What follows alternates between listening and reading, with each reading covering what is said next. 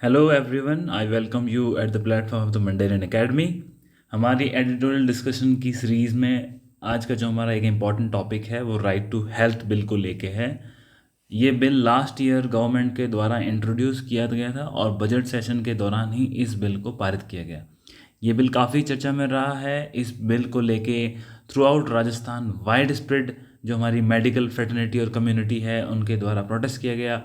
इसके अंदर doctors, paramedical staff, nursing staff, उनके परिवार वाले, इन लोगों ने प्रोटेस्ट किया। प्रोटेस्ट करने के बाद जो हमारी इंडियन मेडिकल एसोसिएशन है उसके और गवर्नमेंट ऑफ राजस्थान, इन दोनों के बीच में एक कॉम्प्रोमाइज़ साइन हुआ। उसके बाद इस बिल को आगे हो गया। उसके बाद चीफ मिनिस्टर का स्टेटमेंट भी आया था कि हम उम्मीद करते हैं कि पेशेंट और जो डॉक्टर्स हैं उनके रिलेशंस हैं जो हमारे पहले से बने उसी प्रकार से चलेंगे।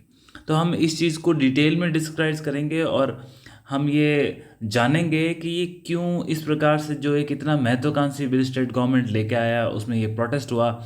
इसके अलावा इसमें बहुत सारे एंगल्स हैं जिसको हम कंप्लीट होने के बाद ही समझ पाएंगे। तो हम बिगिन करते हैं। इस प्रोटेस्ट की पिक्चर्स आप देख सकते हैं। ना तो इसमें कोई पॉलिटिकल रैली थी, ना इसके अंदर कोई पॉलिटिकल लीडर्स थे। फिर भी जिस प्रकार की इसे मास मोबिलाइजेशन हुई है वो ये दिखाती है कि इस बिल के अंदर काफ़ी कुछ गंभीर ऐसी चीज़ें थी जो हमारी जो मेडिकल एसोसिएशन है उसने इसका विरोध किया था, जिसके अंदर लोगों ने इसका सपोर्ट भी किया था। अगर हम बिल के इंट्रोडक्शन और उसकी हिस्ट्री को लेके देखें तो सबसे पहले हेल्थ एक स्टेट सब्जेक्ट है। जो हमारा कॉन्स्टिट्यूशन का शेड्यूल 7 है, उस शेड्यूल 7 के अंदर हेल्थ है वो हमारे स्टेट की लिस्ट के अंदर आता है। तो हेल्थ को लेकर के जो भी पॉलिसीज होगी वो स्टेट बनाएगा। साल 1989 के अंदर सुप्रीम कोर्ट ने अपने एक जजमेंट में कहा था कि जो हर डॉक्टर होता है, every doctor, weather a government hospital और अ प्रोफेशनल, उसके ऊपर एक जिम्मेदारी होती है कि वो जो अपनी सर्विसेज देगा वो अपनी एक्सपर्टीज़ के साथ देगा। और जब ये अपनी सर्विस देता है मेडिकल की, उस वक्त उसका एक काम होता है कि उसे किसी का जीवन बचाना है। तो आप जानते हैं कि हमारा जो आर्टिकल 21 है वो राइट टू लाइफ के बारे में है, जो हमारे पार्ट 3 के अंदर है। जो संविधान के पार्ट 3 में हमारा जो है राइट टू लाइफ है वो आर्टिकल 21 के अंदर है। और इस सुप्रीम कोर्ट के इस जजमेंट से जो हमारा राइट टू हेल्थ है वो भी एक तरह से फंडामेंटल राइट्स की अवधारणा में आता है। स्पष्ट रूप से नहीं कह सकते क्योंकि ये सुप्रीम कोर्ट ने इनडायरेक्टली कहा है। अब देखिए, इसके बाद भी लगभग 35 साल होने के बाद किसी स्टेट ने ऐसी हिम्मत की है कि वो राइट टू हेल्थ को एक लोगों को एक मतलब विधायी रूप दे करके लोगों को एम्पावर करें। तो इस दृष्टि से राजस्थान के अंदर ये जो इवेंट अनफोल्ड हुआ है थ्रू आउट इंडिया, और इवन आई वुड से कि इंडिया के बाहर के जो कंट्रीज़ हैं वहाँ पर भी इस मॉडल के बारे में चर्चा हुई है और इंडिया के हर स्टेट में इसके बारे में डिस्कशन चला है। एक जो हमने हमारे स्टेट के अंदर जो ओल्ड पेंशन स्कीम्स को दोबारा से इंट्रोड्यूस करने का एक जो चीफ मिनिस्टर साहब ने प्रयास किया और जिसको वो लागू करने की आगे संभावनाएं तलाश रहे, और एक जो हम राइट टू हेल्थ लेके आए, ये दो ऐसे इवेंट हैं जिन्होंने थ्रू आउट इंडिया हमारे स्टेट को लाइमलाइट में ला के रखा है। यदि हम इस बिल के पैसेज की बात करें तो ये लास्ट ईयर मार्च 2022 में इसकी चर्चाएं चली थी। तब इसके अंदर जो हमारी विधानसभा के गलियारों में चर्चाएं चल रही थी कि हम इस बिल को लेके आएंगे। और फाइनली जब इस बिल को पब्लिक के लाने के बाद जब सितंबर 2022 के अंदर इस बिल में जब विधानसभा में डिस्कशन चल रहा था, उस वक्त इसको लेकर के कई एमएलएज ने, जो कि पक्ष से थे और जो विपक्ष से थे, इन्होंने इसके ऊपर अपना रिजर्वेशन रखा था। इसके बाद जो मेडिकल कम्युनिटी है, इस मेडिकल कम्युनिटी के अंदर आप मुख्य तौर पे ये देखें, जो हमारी इंडियन मेडिकल एसोसिएशन है, ये इसके अंदर लगभग भारत में जितने भी डॉक्टर्स प्रैक्टिस करते हैं वो इससे रजिस्टर्ड होते हैं। और ये भारत में एक संस्था है जो हाईएस्ट बॉडी कह सकते हो आप, जो एक प्राइवेट ऑर्गेनाइजेशन के माध्यम से काम करती है। तो इसने लगभग 40 पेज की एक रिकमेंडेशन है वो स्टेट गवर्नमेंट में इस बिल को लेकर के उन्होंने इसके ऊपर अपने जवाब दिए थे। इसके बाद इस बिल को एक सेलेक्ट कमेटी को भेजा गया और सेलेक्ट कमेटी को ये बिल फैब 2023 में जब हमारा बजट सेशन चल रहा था उस वक्त इसको वहाँ पे भेजा गया था।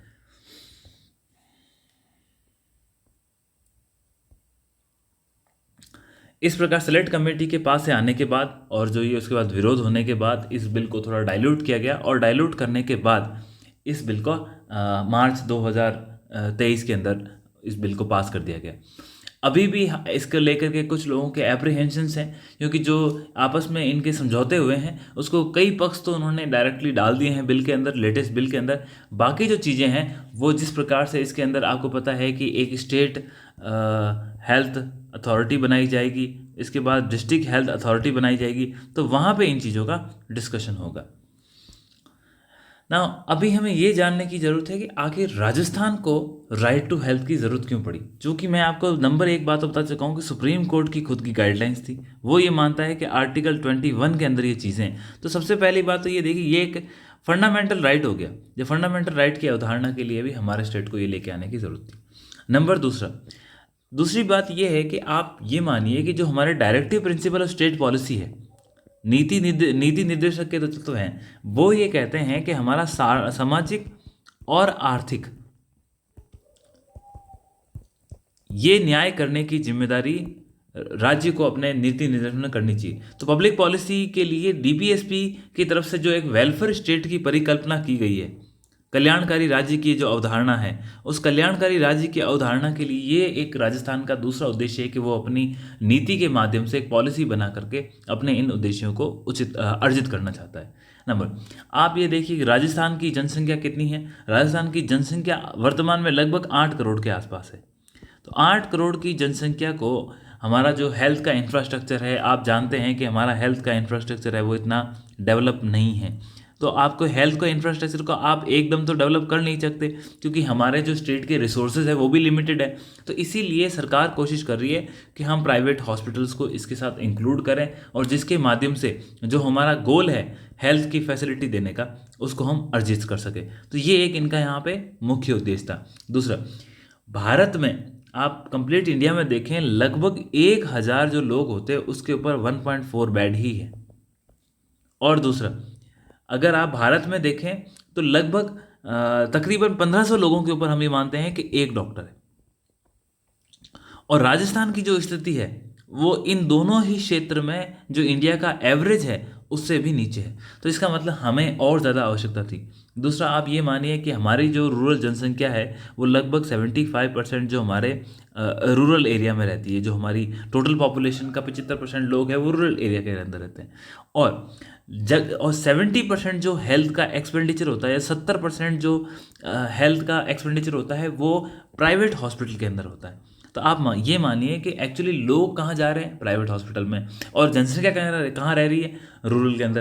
तो लोगों को ट्रैवल करके जाना पड़ रहा है, वो एक परफेक्ट हेल्थ फैसिलिटी उनको मिल नहीं रही है। तो ये चीज़ें भी काफ़ी इंपॉर्टेंट चीज़ें थी जो लोगों को हेल्थ की फैसिलिटी देने में दिक्कत कर रही है। एक चीज़ और, जो हेल्थ का इंफ्रास्ट्रक्चर होता है वो एक व्यक्ति की जेब पे बहुत बुरा प्रभाव डालता है, और ये उसको हम आउट ऑफ पॉकेट एक्सपेंडिचर भी कहते हैं। ये एक बड़ी फेमस टर्म है कि आउट ऑफ पॉकेट एक्सपेंडिचर।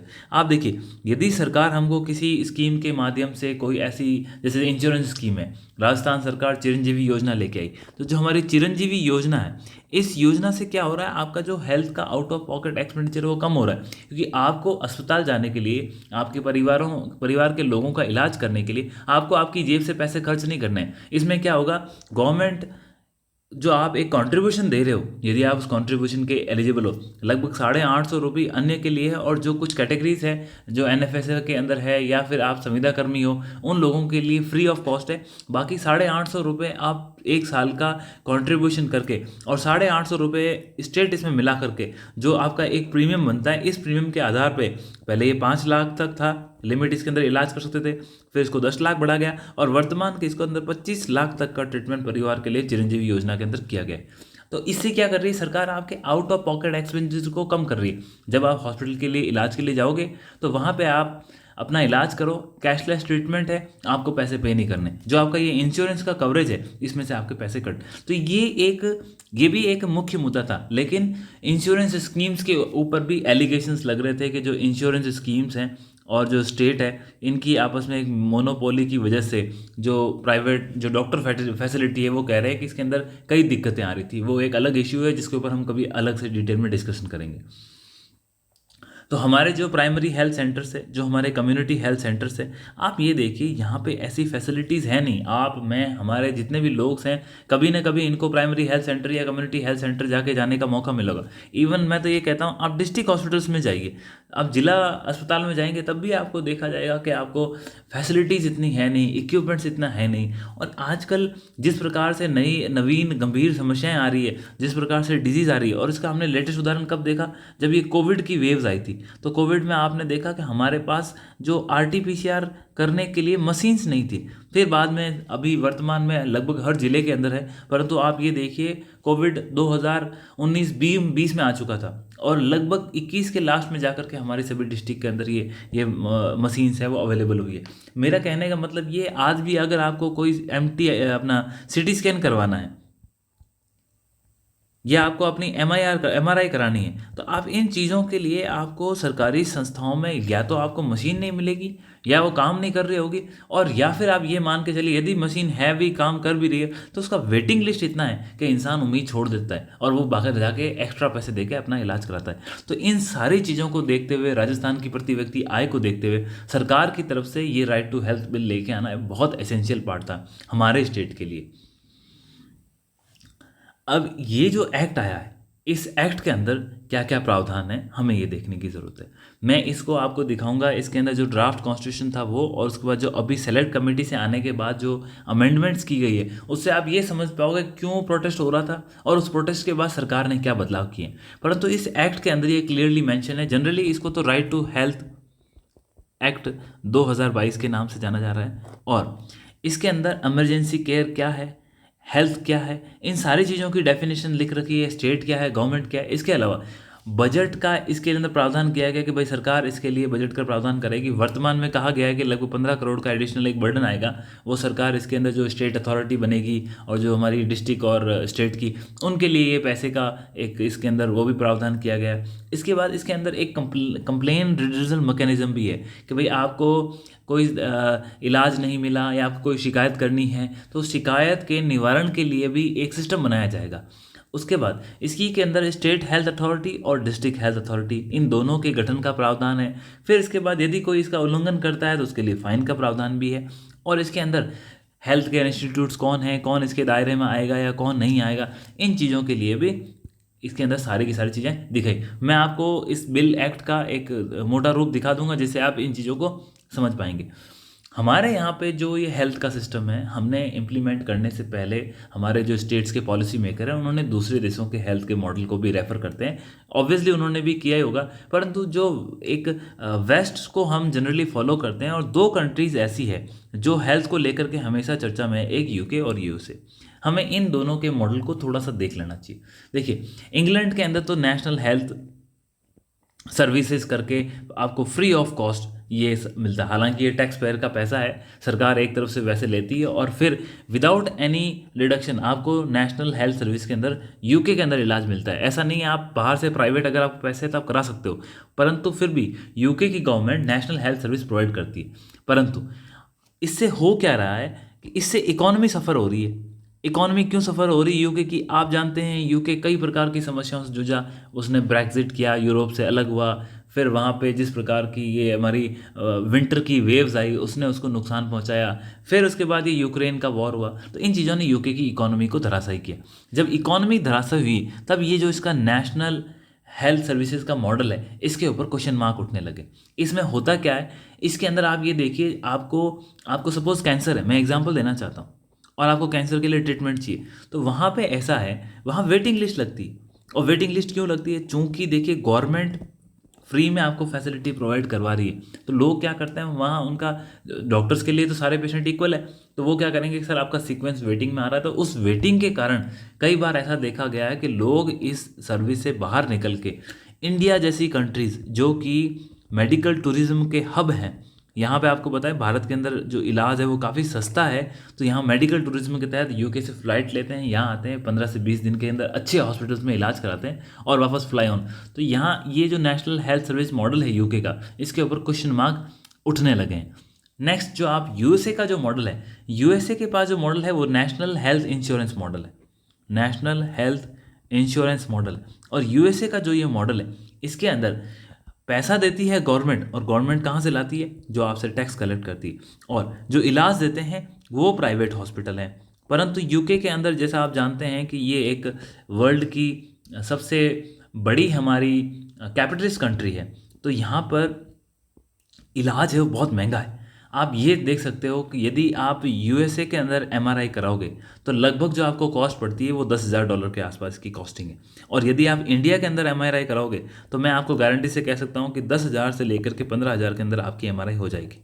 हालांकि हमारी पॉकेट के हिसाब से शायद ये भी एक महंगा लगे, परंतु आप कंपैरिजन करिए $10,000 को हम अगर मैं 80 रुपये के हिसाब से भी चेंज करूँ तो लगभग 8 लाख रुपये होते हैं। जो एमआरआई यूएसए की इस स्कीम के अंदर 8 लाख रुपए में वहाँ पड़ती है, वही एमआरआई भारत के अंदर मैक्सिमम 15,000 में पड़ सकती है। तो आप ये सोच लीजिए किस प्रकार से, और आप डॉलर को रुपए से कन्वर्शन भी कर लेंगे तब भी आप लगेगा ये बहुत ज़्यादा कॉस्टली है। इसका मतलब ये है कि यूएसए के अंदर जो कैपिटलिस्ट हैं वो इस स्कीम्स का इस तरह से फ़ायदा उठा रहे हैं जिससे वहाँ के लोगों को इलाज काफ़ी महंगा पड़ रहा है।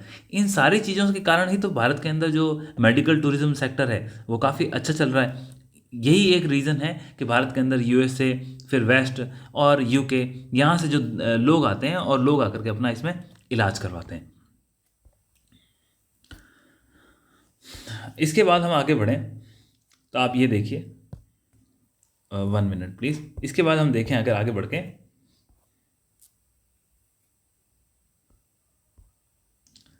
अब इस बिल का डॉक्टर्स ने प्रोटेस्ट किया, तो हमें ये देखना है कि डॉक्टर्स ने प्रोटेस्ट किया क्या।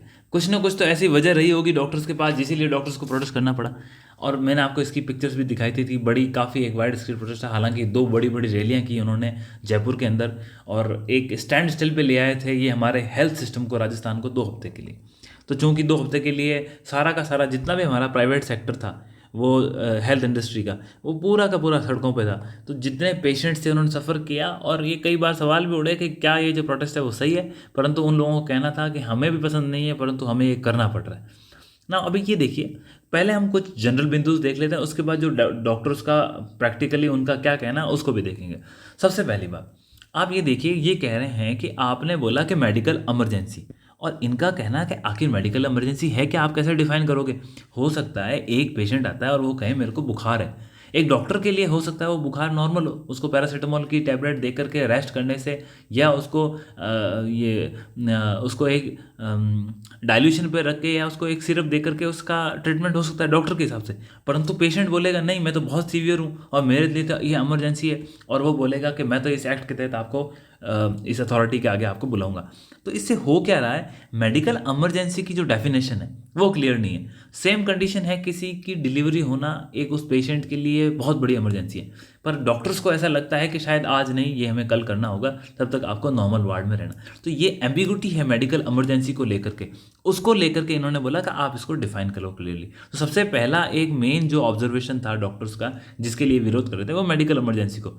दूसरा, जो हमारी मेडिकल फ्रेटर्निटी, उन्होंने कहा आप हमें क्लियर बताइए कि आखिर इसमें क्या तो फ्री है और किस प्रकार का हमको इमीडिएट ट्रीटमेंट देना है। क्योंकि इसमें कहा गया है कि आपका यदि इमीडिएटली कोई भी एक्सीडेंट हो जाता है तो आपको कोई भी लीगल कॉम्प्लिकेशन नहीं देखना है, कोई मेडिकल कॉम्प्लिकेशन नहीं देखना है, बिना पैसे के आपको वो इलाज करके देना है। तो इन्होंने कहा कि आखिर इन चीज़ों को और क्लैरिफाई कीजिए, नहीं तो कल क्या होगा, डॉक्टर्स के खिलाफ केसेस हो जाएंगे, पेशेंट जाएगा, क्योंकि पेशेंट के लिए लाइफ से इंपॉर्टेंट कुछ नहीं होता है, पर एक डॉक्टर के लिए नॉर्मल हो सकता है कि भाई, क्योंकि वो उसका रात दिन का काम होता है कि भाई इस प्रकार की घटनाएं होने से ऐसा रिजल्ट आ सकता है, परंतु एक इंडिविजुअल फैमिली के लिए किसी की भी डेथ बहुत बड़ा इफेक्ट करता है। नेक्स्ट, प्राइवेट सेक्टर है वो ये कहता है कि आप बोल रहे हो कि आप फ्री ऑफ कॉस्ट अभी इलाज कर दो और हम आपको बाद में इसके पैसे रीएम्बर्स कर देंगे। इसको लेकर के इनके दो ऑब्जर्वेशन है। एक चीज़ तो ये कहते हैं कि जो आप रीएम्बर्समेंट करते हो वो आप हमें एक तो लेट करते हो, डिले करते हो, और दूसरा जो रीएम्बर्समेंट के अंदर जो आपकी फ़ीस रखी है आपने किसी ट्रीटमेंट की, वो फीस है वो काफ़ी कम है। तो इन दोनों चीज़ों से भी इनका ये कहना है कि इससे भी इस असर ये जा रहा है कि जो आपके प्राइजेस रखे हैं वो भी कम है और आप इसमें डिले होता है। इससे होता क्या है कि जो हमारा एक फाइनेंशियल रोटेशन का सिस्टम है प्राइवेट हॉस्पिटल का, वो गड़बड़ होता है। तो डॉक्टर्स इसको लेकर के भी विरोध कर रहे हैं कि या तो आप हमारा इस प्रोसेस को फास्ट करो, अदरवाइज हमें इससे बाहर रखो। ऐसा उनको जो सेंट्रल गवर्नमेंट हेल्थ स्कीम थी CGHS, ये केंद्रीय सरकार के जो कर्मचारी हैं उनके लिए है, तो उन्होंने कहा कि इसके अंदर 21 दिन का प्रावधान है कि 21 दिन के अंदर आपका जो पैसा है वो आप रीइंबर्स करके आपको पास हो जाएगा। परंतु प्राइवेट हॉस्पिटल कह रहे हैं ऐसा हुआ ही नहीं कभी। 21 दिन से पहले तो हमको कोई पैसा मिलने की आज तक हमने कोई संभावना नहीं देखी, और 21 दिन मैक्सिमम लिमिट है। तो इस प्रकार के जो गंभीर आरोप डॉक्टर्स ने लगाए हैं, जिस कारण से वो इस बिल का विरोध कर रहे हैं, क्योंकि इसमें भी रिम्बर्समेंट होना है, इसमें भी आपको मेडिकल इमरजेंसी फैसिलिटी देनी है, क्योंकि ये एक राइट बना रहे हो आप। जब किसी का अधिकार बनता है तो उस अधिकार का अगर मामूली हनन भी होता है तो वो कोर्ट जा सकता है या फिर किसी अथॉरिटी में जा सकता है। फिर इनका ये कहना है कि आपने दो बॉडीज़ बनाई, एक आपने स्टेट अथॉरिटी बनाई और एक आपने डिस्ट्रिक्ट अथॉरिटी बनाई, मतलब स्टेट हेल्थ अथॉरिटी और डिस्ट्रिक्ट हेल्थ अथॉरिटी। तो यहाँ आपने जो ये दो बॉडीज़ बनाई हैं, इस बॉडीज़ का हेड कौन है? यहाँ पे आपको कोई ना कोई IAS मिलेगा, और डिस्ट्रिक्ट अथॉरिटी में भी या तो जो आपका डिस्ट्रिक्ट मजिस्ट्रेट है, जो जनरली एक IAS होता है, या फिर कोई RS हो सकता है। तो ये जो IAS या RS जो डिस्ट्रिक्ट एडमिनिस्ट्रेशन संभाल रहे हैं, तो ये तो ब्यूरोक्रेसी से हैं, और इनका ये कहना है कि आप इनको इतनी पावर्स दे रहे हो कि हमारे विरुद्ध जो केसेस होंगे उन केसेस को ये देखेंगे, जिससे होगा क्या, इन अथॉरिटीज़ के द्वारा जितने डिस्प्यूट्स हैं वो हैंडल हो रहे हैं, और इनको जो पावर दी गई, ये भी दी गई इनके जजमेंट के खिलाफ, स्टेट अथॉरिटी के जजमेंट के खिलाफ आप कोर्ट भी नहीं जा सकते। जो इसका फाइनल जजमेंट होगा फाइनल होगा। तो ये कह रहे हैं कि आप इनको इतनी पावर दोगे, इस पावर से हो सकता है इसका पावर का मिसयूज़ हो और करप्शन हो और ब्राइबरी, इस प्रकार के केसेस हमको देखने को मिल सकते हैं। तो ये इनके कुछ एप्रीहेंशंस थे। इसके अलावा जो अन्य प्रकार के एप्रीहेंशंस देखें तो मेरा ये कहना है, आप ये देखो, इस बिल के अंदर डॉक्टर्स कह रहे हैं कि आपने राइट टू ट्रीटमेंट दिया है, कि भाई आप ट्रीटमेंट ले सकते हो, पर आपका बिल क्या कहता है? बिल तो कहता है राइट टू हेल्थ। तो आपको ये एक डेफिनेशन को डिफरेंस करना होगा। राइट टू ट्रीटमेंट तो क्या है कि आप पहुंचे हॉस्पिटल, आपको इलाज देगा, वो होगी। राइट टू हेल्थ होता है, इसके अंदर सोशल हेल्थ भी आती है, आपकी मेंटल हेल्थ भी आती है। ये सारे डेफिनेशन किसने दी? ना मैंने दी ना आपने, ये WHO ने दी, वर्ल्ड हेल्थ ऑर्गेनाइजेशन ने। जनरली दुनिया इसी को फॉलो करती है। तो डॉक्टर्स कहते हैं आप राइट टू हेल्थ नहीं दे रहे। इसका मतलब ये क्या है? ये एक पॉपुलर वोट पॉलिटिक्स है। चूंकि इलेक्शंस का ईयर है, 6 महीने बचे हैं और 6 महीने के अंदर इलेक्शन होने वाले हैं, तो ये गवर्नमेंट की तरफ से एक वोट लेने की प्रैक्टिस है, जनता को गुमराह करके। ये डॉक्टर कम्युनिटी का ये भी एक आरोप है। तीसरा, डॉक्टर कम्युनिटी के सरकार जब अपने खुद के संसाधनों का सही ढंग से इस्तेमाल नहीं कर पा रही है, और अपने जो उसका एक ढांचा है, इंफ्रास्ट्रक्चर का सेटअप है, जो हमारे जिसमें प्राइमरी हेल्थ सेंटर है, कम्युनिटी हेल्थ सेंटर है, या फिर आपके इसके बाद आपके डिस्ट्रिक्ट हॉस्पिटल्स है, उप जिला अस्पताल है, ये बोला आपके पास एक वेल सेटअप है, आप अपने इस वेल एस्टेब्लिश सेटअप को संभाल नहीं पा रहे हो। इसीलिए आप अपनी जो जिम्मेदारी है, सरकार जो अपनी जिम्मेदारी है, एक एक्ट बना करके इसको प्राइवेट संस्थाओं के ऊपर डाल रही है। और मैंने आपको बताया कि राजस्थान के अंदर 70% जो इलाज होता है बीमारियों का, वो प्राइवेट हॉस्पिटल में होता है। तो आप ये सोचिए कि आप इसलिए आप जिम्मेदारी हमारी तरफ डालें। ये हम डॉक्टर्स के पर्सपेक्टिव से देख रहे हैं, हम सरकार के पर्सपेक्टिव से नहीं देख रहे हैं। डॉक्टर्स का ऐसा मानना है कि आप अपनी जिम्मेदारी से हट करके प्राइवेट सेक्टर के ऊपर जिम्मेदारी, जो कि गलत है। उन्होंने तो ये तक कहते हैं कि राजस्थान के अंदर आप मान के चलो लगभग 33 तो हमारे ज़िले हैं, और लगभग हमारे पास 43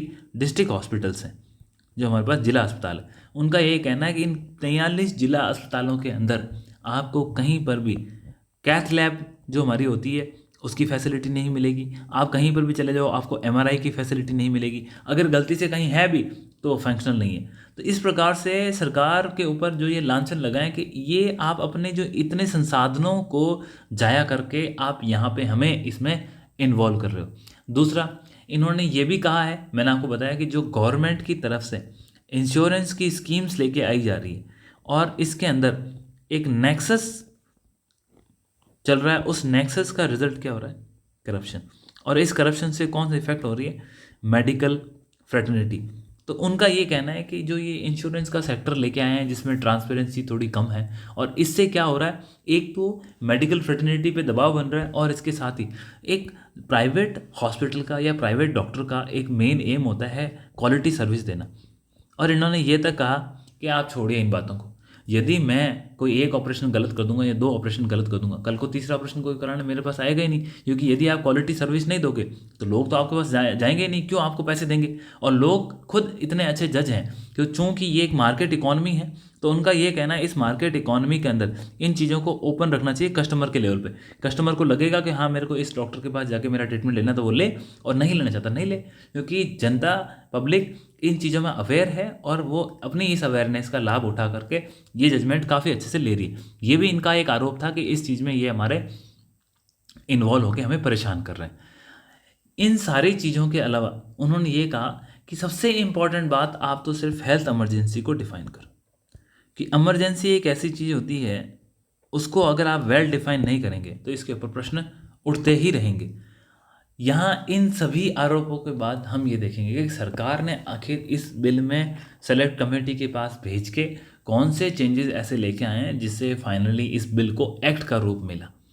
सबसे पहले देखिए सरकार ने क्या किया, थोड़ी सी सरकार झुकी, उनने डॉक्टर कम्युनिटी से बातें की, बात करने के बाद उन्होंने ये कहा है कि जो अस्पताल, जो स्मॉल हॉस्पिटल्स हैं, मतलब जो अस्पताल जिसके अंदर 50 बेड से कम की क्षमता है, 50 बेड से कम की क्षमता है, उन हॉस्पिटल्स को हम इस बिल के अंदर इंक्लूड नहीं करेंगे। परंतु एक कंडीशन है, ये जो अस्पताल है 50 बेड से कम वाले, ये ऐसे प्राइवेट हॉस्पिटल हैं जिसको हमने ना तो कोई ज़मीन दी हो, या उन्होंने जब बिल्डिंग बनाई हमसे कोई कंसेशन लिया हो, या हमसे कोई सब्सिडी ली हो। सरकार का ये कहना है कि जिस अस्पताल को बनाने में हमने कोई ज़मीन नहीं दी, हमारा कोई खर्चा नहीं है, हमसे किसी प्रकार का कंसेशन नहीं लिया, उन अस्पतालों को हम इस एम्बिट से बाहर निकाल देंगे। और यही एक बहुत बड़ा मेडिकल कम्युनिटी का जो IMA जो इसकी संस्था है, इंडियन मेडिकल एसोसिएशन, उन लोगों का कहना था कि आप देखिए एक हॉस्पिटल कितने बेड रखता है, अपनी क्षमता के अनुसार रखता है, अगर वो हो सकता है उसके काबिल हो चाहे ना हो,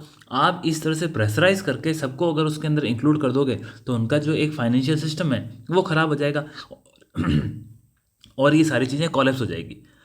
उसके बाद अब हुआ क्या कि यदि आप इतने हॉस्पिटल्स को इस एम्बिट से बाहर रखते हो, इस एम्बिट से यदि आप इनको बाहर रखने से हुआ क्या, लगभग 80% जो प्राइवेट हॉस्पिटल्स हैं वो हमारे इस बिल से बाहर हो जाते हैं। अभी ये एक सर्वे की बात है, आंकड़े अभी क्लियर नहीं है, परंतु ये कहा गया है कि 80% जो हॉस्पिटल्स हैं वो स्मॉल हॉस्पिटल्स हैं, लेस देन 50 बेड वाले, तो फिर वो आपके राइट टू हेल्थ बिल के एम्बिट से बाहर हो जाते हैं। इससे होता क्या है, इसका मतलब ये है कि जो आप पहले बिल लेके आए, उस बिल की ये तो केवल एक परछाई मात्र है, क्योंकि जो उसके मूल उद्देश्य थे, आप पूरी हेल्थ फैसिलिटी देना चाहते हो, तो वो तो आपने ज़्यादातर लोगों को बाहर कर दिया।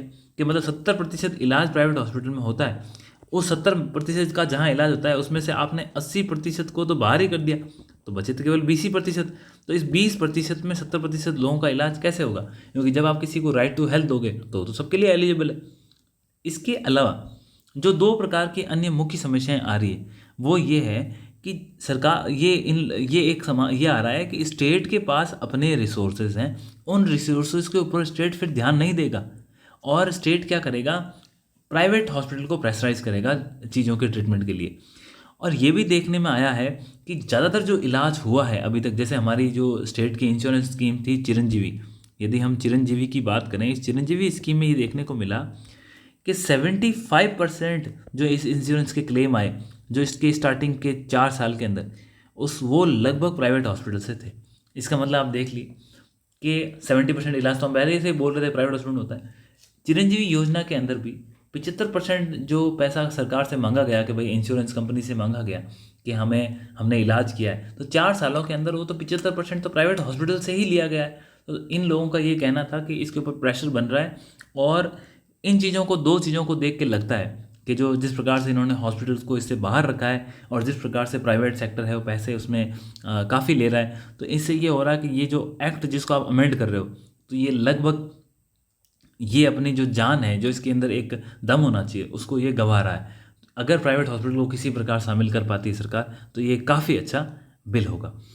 इन चीज़ों के बाद आप 2 चीज़ें और देख सकते हैं। नंबर 1 बात, हमारे जो स्टेट के हेल्थ के पैरामीटर्स हैं, infant mortality rate, maternal mortality rate, जो शिशु की मृत्यु दर है और मातृत्व की मृत्यु दर है, इनके आंकड़े काफ़ी ख़राब है।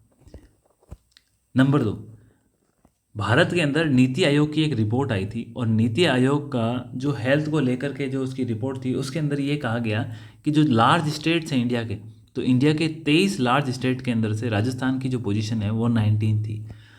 किस चीज़ में? हेल्थ की परफॉर्मेंस को लेकर के। तो आप ये देखिए हेल्थ के पैरामीटर्स में भी हम काफ़ी कम हैं। उसके बाद जो नीति आयोग की रिपोर्ट थी उसके अंदर भी ये चीज़ें थी। तीसरा, इन चीज़ों से आप ज़्यादातर इलाज कहाँ होता है? प्राइवेट हॉस्पिटल्स में होता है, लगभग 70%।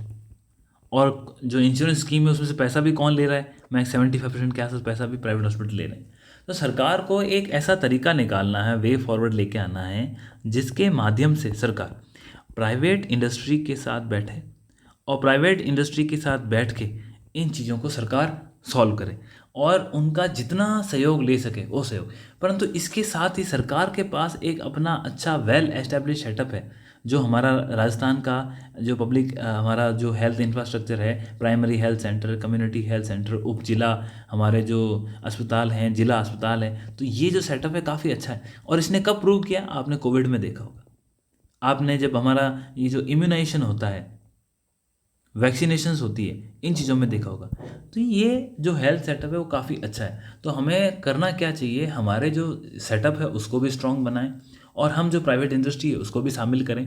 इसके साथ आप जो हमारे सिटीजन्स हैं उनको भी अवेयर करें, ताकि जो एक गलत तरीके से भी कई बार मिसयूज़ होता है एक्ट का, ये आप जब राइट दे रहे हो तो उस राइट का मिसयूज़ भी नहीं होना चाहिए, मेडिकल फर्टिलिटी के ऊपर भी एलिगेशंस नहीं लिखनी चाहिए। तो इन चीज़ों को बैलेंस करके हम एक अच्छा पर्सपेक्टिव में काम कर सकते थे।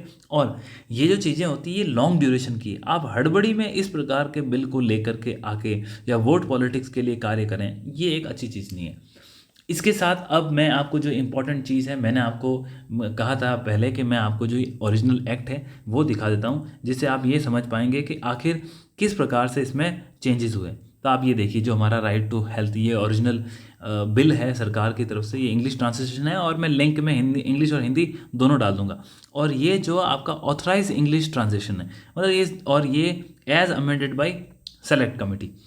तो इस बिल में क्या ये अपडेटेड बिल है जिसके अंदर कुछ अमेंडमेंट्स हुए थे और कुछ डिलीट किया गया था, मैं आपको दिखाता हूँ। यहाँ ये देखिए, जो अंडरलाइन की हुई चीज़ें ऐड की, एक्सीडेंटल इमरजेंसी किसे कहेंगे, उसको इन्होंने वापस दोबारा, जैसा उनका विरोध था डॉक्टर्स का, उसके लिए इन्होंने वापस इसको रीडिफाइन किया है, इसकी नई डेफिनेशंस दे करके यहाँ पे इसको इंक्लूड किया है। इसके बाद इन्होंने ये बताया है कि ये वापस इंसर्ट किया है कि भाई अब बताओ आप मेरे को, कि पहले ये था कि सभी प्राइवेट हॉस्पिटल है वो इसमें इंक्लूड है, लेकिन अब बोला है कि कौन से हेल्थ केयर सेंटर इंक्लूड है। तो बोला गया है कि जो ये बिल बताएगा वो, और बिल ने अभी तक बताया नहीं बताया। तो इमरजेंसी की डेफिनेशन, इमरजेंसी केयर की डेफिनेशन, इन सारी चीज़ों को इन्होंने अभी दोबारा इंक्लूड किया है, फर्स्ट ऐड किया है ये। अब हेल्थ केयर का एस्टेब्लिशमेंट कैसे होगा? देखिए, मतलब हॉस्पिटल का एस्टेब्लिशमेंट ऐसे होगा कि जो सेटअप है, रन है और फाइनेंस है, या तो स्टेट के द्वारा या फिर स्टेट उन्हें कंट्रोल करता है, वही हेल्थ केयर एस्टेब्लिशमेंट में आएंगे। पहले क्या लिखा हुआ था जो ब्रैकेट में है, और प्राइवेटली ऑन, पहले मतलब जो भी प्राइवेट हॉस्पिटल थे सबको इस बिल के अंदर लाया गया था, लेकिन अब चेंज करके कहा गया है कि केवल और केवल वही हॉस्पिटल या तो स्टेट के द्वारा रन है, या पैसा देती है स्टेट उनको, या फिर उनकी फंक्शनिंग में किसी प्रकार का स्टेट का लोन है। दूसरा, एक जो हेल्थ केयर प्रोवाइडर, मतलब डॉक्टर्स वगैरह की डेफिनेशन भी पिछली बार दी गई थी, तो उसके अंदर एक सोशल वर्कर ऐड कर दिया गया था, लेकिन इस बार उन्होंने सोशल वर्कर को ओमिट करके पैरा मेडिकल प्रोफेशनल बोला गया, जैसे नर्सिंग स्टाफ होते हैं उसको, क्योंकि बोला सोशल वर्कर तो कोई भी हो सकता है, आप किसी को इंक्लूड कर दोगे, और हो सकता है वो सोशल वर्कर उसके पास कोई मेडिकल डिग्री नहीं हो, लाइसेंस नहीं हो, तो अब उन्होंने ये लाइसेंस वाली चीज़ भी इसके अंदर ऐड कर दी है। नेक्स्ट, यदि हम आगे बढ़ें, ज़्यादा इसमें आपको ज़रूरत नहीं जानने की, लेकिन हाँ कुछ चीज़ें और इम्पोर्टेंट थी। एक, आपने जो ये राइट दिया, पहले आपने कहा था सभी को मिलेगा, एवरी पर्सन, कोई भी, लेकिन अब आपने उस पर्सन की जगह पर सिर्फ और सिर्फ जो राजस्थान के रेजिडेंट हैं उनको ही ये फैसिलिटी आप दे रहे हो। फिर जो इमरजेंसी ट्रीटमेंट का मैं बार बार बोला था, जिसको लेकर विरोध हुआ, तो पहले क्या था, अंडर एनी सर्कमस्टांसेस, मतलब कोई भी इमरजेंसी होगी तब भी चलेगा, लेकिन अब इमरजेंसी कौन होगी? अब इमरजेंसी होगी जो स्टेट की अथॉरिटी वो डिसाइड करेगी, और उसके अंदर भी एक प्रावधान किया गया, मैं आपको दिखाता हूँ कैसे किया। देखिए 1 मिनट, इसके अंदर ये देखिए, यहाँ पे 2 प्रकार की अथॉरिटीज़ की इसके अंदर एस्टेब्लिशमेंट होगी। सबसे पहले ये एक स्टेट हेल्थ अथॉरिटी बनेगी और एक डिस्ट्रिक्ट हेल्थ अथॉरिटी बनेगी। 2 अथॉरिटीज़ का मैंने आपको बताया था। यदि आप स्टेट हेल्थ अथॉरिटी की बात करते हैं, आप देखिए स्टेट हेल्थ अथॉरिटी की बात करें और एक डिस्ट्रिक्ट हेल्थ अथॉरिटी की बात करें, तो स्टेट हेल्थ अथॉरिटी के अंदर पहले एक ही संस्था बननी थी, लेकिन अब इन्होंने इन विरोध के बाद में इसमें दो संस्थाएं बना दी।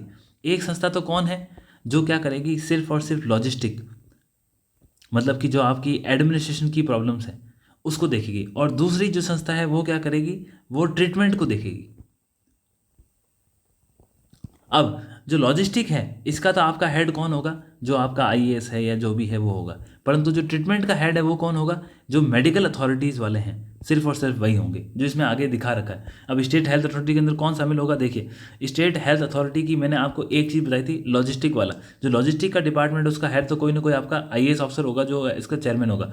और इसके अंदर ये जो अंडरलाइन करके इन्होंने नए मेंबर्स ऐड किए, और सबसे इंपॉर्टेंट जो विरोध हो रहा था वो इस चीज़ के लिए हो रहा था। इनका कहना था कि पहले सरकार ने जो स्टेट अथॉरिटी थी उसके अंदर 2 मेंबर्स की नियुक्ति की थी, तो ये 2 मेंबर कौन थे, ऐसे मेंबर जो राज्य सरकार जिनको लगता है कि उनको पब्लिक हेल्थ या हॉस्पिटल मैनेजमेंट के बारे में जानकारी, उनकी नियुक्ति करेगी। परंतु अब इन्होंने क्या किया, इसको तो हटा दिया और अब लिखा है जो इंडियन मेडिकल एसोसिएशन है उसमें राजस्थान स्टेट की तरफ से कौन रिप्रेजेंट है, वो इसके 2 लोग इसके मेंबर होंगे। ये किसके पार्ट होंगे, ये हो जाएंगे स्टेट हेल्थ अथॉरिटी में। तो जो उनका एक आरोप था कि आपने पूरी तरह से ब्यूरोक्रेसी को इसके अंदर इंक्लूड कर दिया है, वो एक इसको सरकार ने कम करने का प्रयास किया। और इसके साथ ही इन्होंने जो ये कह रहे थे कि हमारा रिप्रेजेंटेशन नहीं है, मेडिकल एसोसिएशन वाले बोल रहे थे, तो उनको उनके 2 पद हैं वो प्योरली अब उनके लिए दे दिए गए हैं। बाकी जितने मेंबर्स हैं ये अलग अलग भारत अपने राजस्थान सरकार के अंदर ही अधिकारी हैं, वही हैं। नेक्स्ट, दूसरा, स्टेट हेल्थ अथॉरिटी के अंदर मैंने आपको बताया था कि जो 2 बॉडी, एक आपका लॉजिस्टिक देखेगी और दूसरा ट्रीटमेंट को देखेगी। तो ट्रीटमेंट वाले प्रोटोकॉल के अंदर आप देख सकते हैं कि यहाँ पे जो इसका एक्स ऑफिशियो चेयरमैन है वो कौन है, vice chancellor of Rajasthan university of health. तो आप देखिए यहाँ पे हेल्थ अथॉरिटी को इसमें अंदर एक मुख्य रोल दिया गया। यहाँ पे सेक्रेटरी कौन है, मेडिकल और हेल्थ का, प्रिंसिपल कौन है, एसएमएस जो हमारा एसएमएस कॉलेज है उसका मेडिकल कॉलेज के जो प्रिंसिपल है वो भी इसके मेंबर होंगे। और इसके अंदर भी इन्होंने 2 मेंबर्स और किसके ऐड कर दिए, Indian medical association Rajasthan state की तरफ से। तो इस प्रकार से जो उनकी डिमांड थी उसको भी राजस्थान ने यहाँ पे अकोमोडेट किया है। अब ये काम क्या करेगी, इसका काम क्या है, ये पॉलिसीज, पहले ये था, पहले इनका काम था पॉलिसीज बनाने का, लेकिन अब ये है स्टेट अथॉरिटी क्या करेगी, ये एडवाइस करेगी स्टेट को, advising the government regarding anything. तो अब ये एडवाइस करेगी। और पहले इनका काम क्या था, पहले इतनी पावर दी थी इस अथॉरिटी को, स्टेट हेल्थ अथॉरिटी को, कि ये खुद ही पॉलिसी का निर्माण करेगी, परंतु अब ये एडवाइस करेगी गवर्नमेंट को और फिर गवर्नमेंट इसके ऊपर पॉलिसीज बनाएगी। ये इतनी इंपॉर्टेंट नहीं है। दूसरी एक इसके अंदर जो बॉडी है वो है डिस्ट्रिक्ट हेल्थ अथॉरिटी। ये देखिए स्टेट हेल्थ अथॉरिटी हो गया, उसके बाद आपका district health authority. District health authority के अंदर जो डिस्ट्रिक्ट मजिस्ट्रेट होगा, जो हमारा डीएम होगा, या तो वो कोई आईएएस अधिकारी होगा या फिर आपका आरएएस अधिकारी होगा, वो इसका एक्स ऑफिशियो चेयरमैन होगा। और डिस्ट्रिक्ट हेल्थ अथॉरिटी के अंदर भी इन्होंने यहाँ पर 2 मेंबर्स की नियुक्ति कर दी है, और ये 2 मेंबर कौन होंगे, Indian medical association Rajasthan state को रिप्रेजेंट करने वाले होंगे। और इसके साथ जिला प्रमुख वगैरह ये तो अन्य मेंबर्स हैं ही, इतना हमें निटी-ग्रिटी में जाने की जरूरत नहीं। हमें ये इसलिए जानना है कि देखिए न्यूज़ में क्या आ रहा है, चर्चाओं में क्या चल रहा है, वो हमारे लिए इंपॉर्टेंट नहीं। हम स्टूडेंट्स हैं और एज ए स्टूडेंट ये आपकी जिम्मेदारी बनती है कि आप सही जानकारी हासिल करें, और उस सही जानकारी के हासिल के आधार पर ही आप अपना खुद का एक लॉजिकल कंक्लूजन बनाएं, जिससे आप चीज़ें, आपकी एम्बिग्यूटी नहीं रहेगी यार वो सही था या ये सही था। आप जो चीज़ सही होगी उसको ही लिखोगे। तो ये लगभग 40-50 पेज का एक्ट था, ज़्यादा बड़ा एक्ट नहीं था, परंतु जो इंपॉर्टेंट चीज़ें थी वो मैंने बता दी। एक लास्ट इंपॉर्टेंट चीज़ है ग्रीवियंस रिड्रेसल मैकेनिज्म। आपको कोई समस्या हो गई, उस समस्या का समाधान कैसे होगा। देखिए 2 प्रकार के समाधान दे रखे हैं, मैं आपको सिंपल बताता हूँ। नंबर 1, आप गए किसी अस्पताल में, आपने वहाँ पे गए और आपको कोई तकलीफ है, आपका सही इलाज नहीं हुआ, आपको किसी प्रकार की समस्या है, आपको लगा कि मेरे राइट टू हेल्थ बिल का पालन नहीं हुआ और मुझे इसके खिलाफ कंप्लेन करनी है। तो उस कंप्लेन की स्थिति में आप क्या करोगे, वो जब आपको कंप्लेन करना है, उस कंप्लेन को आप 24 घंटे के अंदर, 24 घंटे के अंदर आप जो इसका एक वेब पोर्टल बनेगा, इस वेब पोर्टल पे जाके आप इस कंप्लेन को कर सकते हो। तो जैसे ही आप इसको 24 घंटे में कंप्लेन करोगे, तो अगर आपने ऑनलाइन कंप्लेन की है तो 24 घंटे के अंदर ही जो जिस हेल्थ अथॉरिटी को या जहाँ पे आपने हॉस्पिटल में इलाज लिया, उस हॉस्पिटल के जैसे ही आप उनको सबमिट करोगे, उनको 24 घंटे के अंदर जवाब देना है। इसका हालांकि उन्होंने विरोध किया था, पर सरकार ने इसको बदली नहीं किया कि 24 घंटे के अंदर ही आप कंप्लेन कर दो और 24 घंटे के अंदर आपको जवाब मिल जाएगा। परंतु ये कौन सी फैसिलिटी है, ऑनलाइन। अब यदि हम ऑफलाइन की बात करें, तो ऑफलाइन के संदर्भ में यहाँ पे ये हुआ है कि कि आप क्या कर सकते हो। जैसे आपने इलाज वगैरह लिया, तो आप गए और आप अपने इलाज से अगर नाखुश हो, तो आप क्या कर सकते हो, 30 दिन के अंदर, जैसे आपका इलाज जिस दिन भी आपका ख़त्म हुआ उसके 30 दिन के अंदर आप एक कंप्लेन दोगे। आप कंप्लेन किसको दोगे?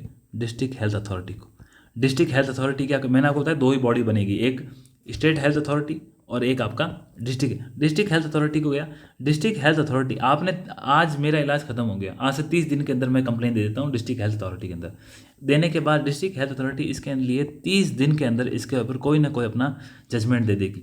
अब ये जजमेंट 30 दिन के अंदर कैसे करेगी? ये क्या करेगी, आपको बुलाएगी, मैं आया माई सेल्फ, और मेरे साथ ये क्या करेगी, उस हॉस्पिटल जहां आपका ट्रीटमेंट हुआ उनको बुलाएगी, उसके रिप्रेजेंटेटिव को, इन दोनों को बुला करके आपस में बात करके इनकी समझाइश कराएगी। यदि इसकी समझाइश से आपका कोई समाधान निकल गया तो वेल एंड गुड, अगर नहीं निकलता है तो डिस्ट्रिक्ट हेल्थ अथॉरिटी इस कंप्लेन को आगे फॉरवर्ड कर देगी जो हमारी स्टेट हेल्थ अथॉरिटी इसको, और स्टेट हेल्थ अथॉरिटी का जो भी इसका डिसीजन आएगा इसका, वो आपको इसका जो जजमेंट मिल जाएगा, और इसके खिलाफ आप कहीं भी किसी कोर्ट में जाके अपील नहीं कर सकते। तो जो स्टेट हेल्थ अथॉरिटी है वो काफ़ी पावरफुल बॉडी है, और यही एक फाइनल चीज़ है। इस प्रकार से आप ये समझ सकते हो कि काफ़ी एक अच्छा सेटअप करने का प्रयास किया है स्टेट गवर्नमेंट के द्वारा। तो और इन चीज़ों से हो क्या रहा है, सरकार एक प्रयास कर रही है कि आपको किसी प्रकार से हम हेल्थ की फैसिलिटी दें, परंतु थोड़ा सा इसका ड्रॉबैक यही है कि ये जो एक्ट लाया गया वो जल्दबाजी में लाया गया। तो इस प्रकार से मैं यही कहूँगा, इस प्रकार जो जल्दबाजी में एक्ट लाया गया ये इसका एक थोड़ा सा ड्रॉबैक है। बाकी आपको आई होप कि ये बिल काफ़ी अच्छे से मैंने समझाने की कोशिश की है, तो आप समझ गए होंगे, और आगे भी आप इन चीज़ों का ध्यान रखें। और इसका हिंदी और इंग्लिश दोनों वेरिएंट है वो अवेलेबल है, मैं PDF इसकी अटैच कर दूंगा ओरिजिनल बिल की, जिससे आप अपना इसको और कॉम्प्रिहेंसिव तरीके से सॉल्व करके देख सकते हैं और सीख सकते हैं। तो आई होप आपको काफ़ी ठीक लगा होगा ये, और इसी प्रकार से हम आगे भी आपकी प्रयास करते रहेंगे। इस बिल को आप ज़रूर अपने इंटरव्यू और मेंस के लिए ज़रूर तैयार करें, एक एक्सपेक्टेड क्वेश्चन बनता है, क्योंकि इसकी जो जितनी इसकी चर्चा चली है पूरे राष्ट्र के अंदर, उतनी चर्चा और किसी भी अन्य बिल, किसी भी स्टेट के बिल की नहीं चली थी। तो आई होप आपको ये ठीक लगा होगा। Thank you so much.